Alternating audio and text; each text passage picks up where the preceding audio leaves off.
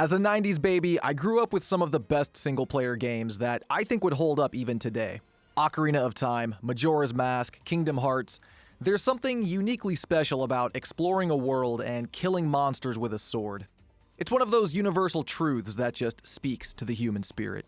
Those games were huge back in the day, so it's really no wonder that the modern equivalents usually get lots of praise. They take us back to a simpler formula. Trends come and go in video games, and as far as I can tell, the trend seems to be shifting away from the multiplayer and battle royale genres that dominated the market since the late 2010s. Call of Duty, Apex Legends, Fortnite, they were all on top of the world at one point, and while those games specifically might still be doing well, it seems like anything new has a really hard time standing out. These multiplayer games have mostly just turned into vehicles for microtransactions. They don't feel like games, they feel like an online store that's wearing a video game disguise. And after so many years, I think the scheme has just run its course. Couple that with cheating issues and algorithmic engagement-based matchmaking, it's really no wonder the trend is fading out. The mighty dollar dictates where the winds blow. And I think we're in the middle of a change in direction, especially in China and Korea. The success of Black Myth Wukong proved that Eastern studios have what it takes to make excellent AAA console games, and they're about to have their time in the spotlight.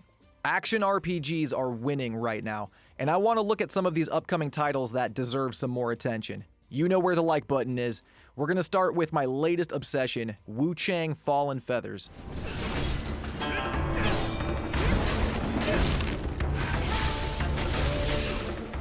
Wuchang is shaping up to be the next big thing out of Chinese AAA games. Not to be confused with The Monkey King, Wuchang is another game rooted in Chinese mythology, only this time it's about a cute girl instead of a hairy ape man. Stellar Blade proved the femme fatale with a sword formula works, and the developers at Lean Z Games are really leaning into that aspect with this one. We've only had teases so far, and no solid release date yet, but in this most recent trailer we got a showcase of some of the gameplay, and man, this is looking so good. It shows dynamic combat with multiple weapon classes being used, like sabers, hammers, even full auto firearms, and we've been told the combat styles are based on real-life martial arts. While Wuchang is rooted in traditional Eastern culture, the developers say the game is infused with visual elements taken straight out of the Cthulhu mythos. As an H.P. Lovecraft fanboy, that gets my blood pumping, and for those of you who played Bloodborne, that should be some familiar territory. There's a neat blend of weapon and melee combat woven together, and virtually every scene in these trailers shows Wuchang wearing a different outfit. Safe to say there's going to be plenty of top-notch character customization.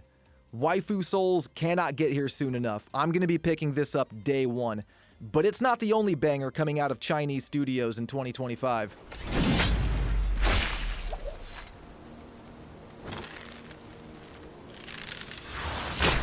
Phantom Blade Zero also caught my attention the first time I saw the trailer for it. And while this one is more of a hack-and-slash style game and not so much a Souls-like, the combat is very fast-paced, and from what we've been told by players who got to try it out, it presents the same kind of challenge that a Souls-like typically would. The developers at S-Game recently finished up a global tour, letting gamers and industry professionals try Phantom Blade Zero out and get their feedback. They're describing the world in this game as Kung Fu Punk, and I love everything about the words that just came out of my mouth. Kung Fu Punk is sick. This is absolutely another must-buy for me. Just like Wuchang, we don't have a concrete release date for this one yet, and considering they were gathering feedback from all over, they're likely still in the process of smoothing out the kinks, but I'm expecting a release sometime in 2025.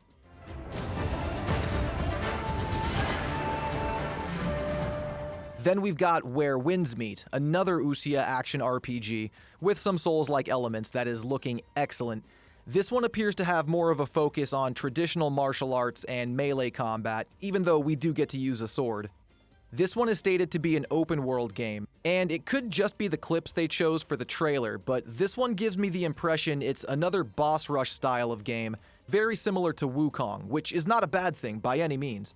Part of what defines the Souls-like genre are the boss fights, with meticulous animations and attack patterns that you need to memorize, and that's clearly what they've got going on here. This one is a visual feast, too. I'm loving the traditional cultural elements that are shown in these scenes. I know not everybody is into playing as a baddie, so for those who'd rather role-play the pretty boy, this one is for you. Like the other two games I've mentioned, this one is ideally releasing in 2025, although from what I can tell it will be exclusive to PlayStation 5 and PC, so Xbox players will sadly be missing this one until they decide to port it over. It's not all doom and gloom for Xbox though, it gets its own time to shine. And for those of you who maybe aren't captured by the Eastern-inspired games, this next one might speak to you. South of Midnight is one of the more unique entries in the Souls-like genre, and out of all the games I'm talking about in this video, this one is a personal favorite. This game is basically what you'd get if you combined creepy, Tim Burton-style stop-motion animations with a Louisiana swamp bayou setting, and it makes for one of the most distinctive games I've ever seen. It's not true stop-motion. It uses animation on twos, meaning instead of going frame by frame, it goes every 2 frames, giving it that stop-motion look. This one is oozing with style, and like I mentioned, it will be exclusive to Xbox and PC, so PlayStation scrubs like myself are left high and dry. South of Midnight is set in an alternative American South, which gives it a complete night and day difference in both look and feel compared to the other games I've mentioned so far. We've been shown more cinematics than gameplay, unfortunately. I would personally like to see more hands-on impressions, although the stop-motion cutscenes look really good, like something out of Nightmare Before Christmas or James and the Giant Peach or something. I get the sense North America is trying to follow the Eastern model with these action RPGs. Other than South of Midnight, we've also got Hell Is Us, coming out of Canada, eh? From a visual perspective, this game looks like a hard combination of Jedi Fallen Order and Kingdom Hearts 2. Fallen Order because our player character here is rocking that hooded poncho. Kingdom Hearts 2 because these enemies in the trailer look like a less cartoony version of the Nobodies, and I'm here for it. This game is an action RPG with the same kind of melee combat we've come to expect, but the devs have said the game has a bigger focus on exploration and moving around the semi-open world. Which brings me back to the Fallen Order comparison, because the Jedi games also have a huge tendency to focus on exploration and finding treasures and hidden paths. Hell Is Us follows that same pattern, but the combat still looks good, and these enemy designs are cool. Thematically, it explores the idea of what it means to be human, which is a recurring theme I'm noticing in some other RPGs, like Stellar Blade, so I'm expecting a deep narrative experience here too. Like I mentioned at the start, Korean developers are also killing it at action RPGs, and this one from Nexon is one of the most anticipated games in this video. The first Berserker, Khazan, has a very unique art style, blended with violent and bloody action combat. It tells the story of a war general who gets betrayed and left for dead by his superiors, compelling him to go on a quest for vengeance, and this one looks like it's gonna be a blast. It uses a unique style of cell shading with the artwork, giving it a different vibe from other games in the genre.